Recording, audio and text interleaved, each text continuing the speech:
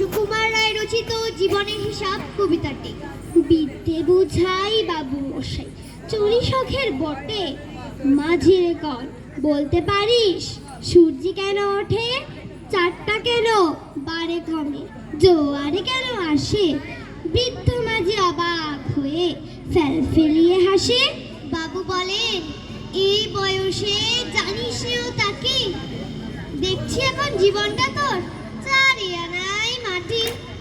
খানিক বাদে কহেন বাবু, বল তো দেখি ভেবে, নদীর ধারা কেমনে আসে পাহাড় হতে নেবে। কল তো কেন লবণ পোড়া সাগর ভরা পানি, নাচি সে কয় আরে মশাই অত কি আর জানি। বাবু বলেন, এই বয়সে জানিস নেও তাকে, জীবনটা তোর নেহাত খেলো অষ্ট আনাই ফাঁকি। আবার ভেবে কহেন বাবু, বলতো রে বুড়ো, কেন এমন নীল দেখা যায় আকাশের ওই চূড়ো।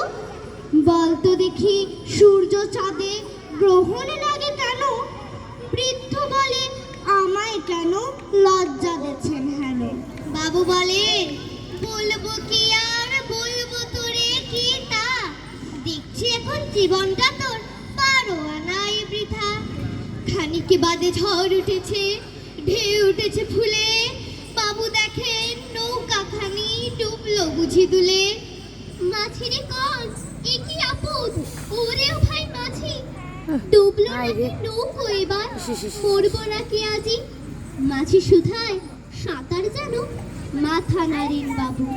মূর্খ মাছি বলে, মশাই এখন কেন কাবু, বাঁচলে শেষে আমার কথা হিসেব করে পিছে, তোমার দেখছি জীবনখানা 16 আনাই মিছে।